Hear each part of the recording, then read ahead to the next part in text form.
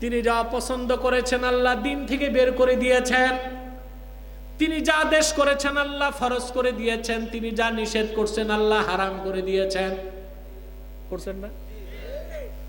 বুখারী শরীফ কিতাবুল ঈমানের হাদিস, আল্লাহর হাবিব সাল্লাল্লাহু আলাইহি ওয়াসাল্লাম হিজরতের পর মদিনা মুনাওয়ারায় যাওয়ার পরে মক্কা থেকে 16 কি 17 মাস, এখানে সাক্ষ্যের রাবী আছে, 16 কি 17 মাস রাসূলুল্লাহ সাল্লাল্লাহু আলাইহি সাল্লাম বাইতুল মুকাদ্দাসের দিকে নামাজ পড়ছেন।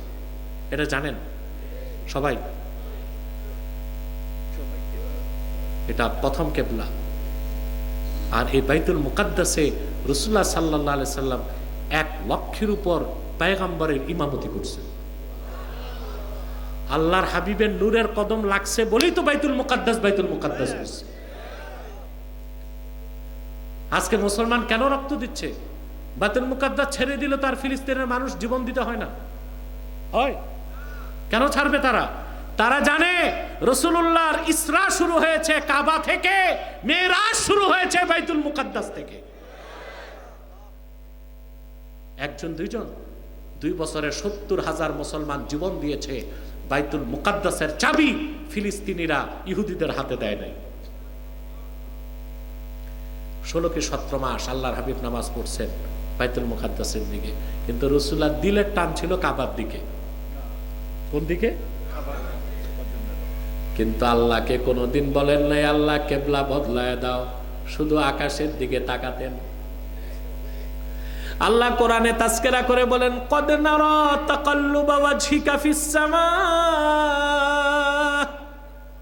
হাবিব বারবার আকাশের দিকে তাকান, আমি আল্লাহ তা লক্ষ্য করি। আয়াতের ভাষ্য থেকে বোঝা যায় নূর নবী যে কাবা পরিবর্তনের জন্য যতবার তাকিয়েছেন আল্লাহর দেখতে ভালো লেগেছে। আল্লাহর হাবিব সাল্লাল্লাহু আলাইহি সাল্লাম মসজিদ নববী থেকে 7 কিলোমিটার দূরে মসজিদ জুল কিবলাতাইন, 2 কিবলার মসজিদ। হাজী সাহেবরা দেখছেন, হজ করছেন, উমরা করছেন, দেখছেন না? এখনো 1500 বছর আগ থেকে 2 দিকে মেহরাব দেওয়া, 2 দিকে মেহরাব দেওয়া। আহা সুবহানাল্লাহ! ইসলামের এজাজ, আরবে ঢুকলে ইসলামের এজাজ গুলো দেখা যায়। মসজিদ জুল কিবলাতাইনে ঢুকলে গায়ের পশমগুলো দাঁড়ায় যায়। আল্লাহর হাবিব আসর নামাজ পড়তেছিলেন, 2 রাকাত হয়ে গেল। নামাজের মধ্যে আল্লাহ হুকুম করলেন ফাওয়াল্লি ওয়াজহাকা শাতরাল মাসজিদিল হারাম। হাবিব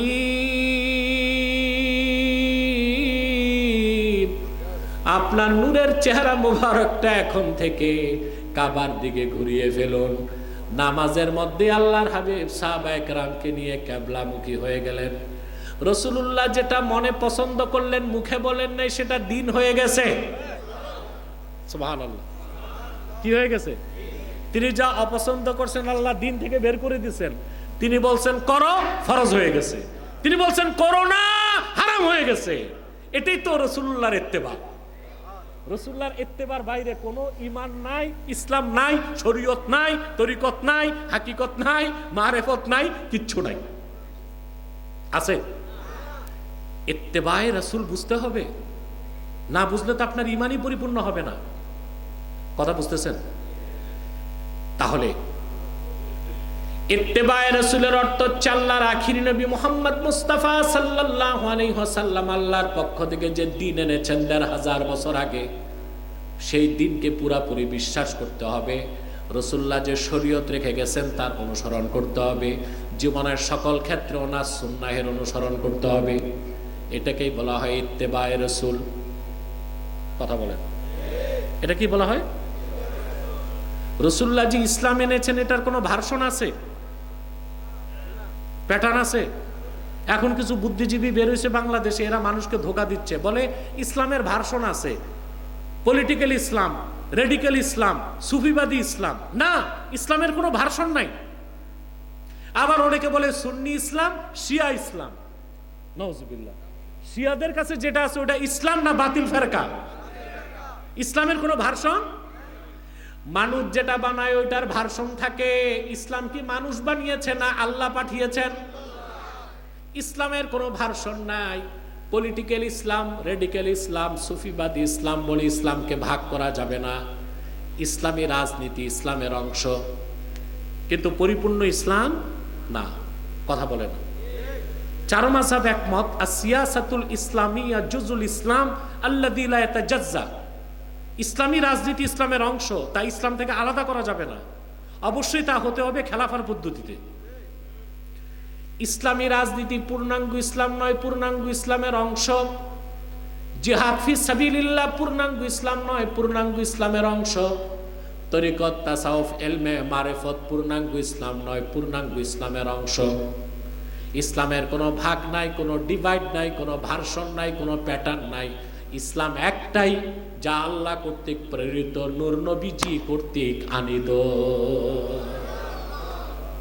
আল্লাহর হাবিব আমার নূর নবীজি মুহাম্মদ সাল্লাল্লাহু আলাইহি সাল্লাম যে শরিয়ত পূর্ণাঙ্গ দ্বীন এনেছেন, সেটাই ইসলাম, এর বাইরে কোনো ইসলাম না।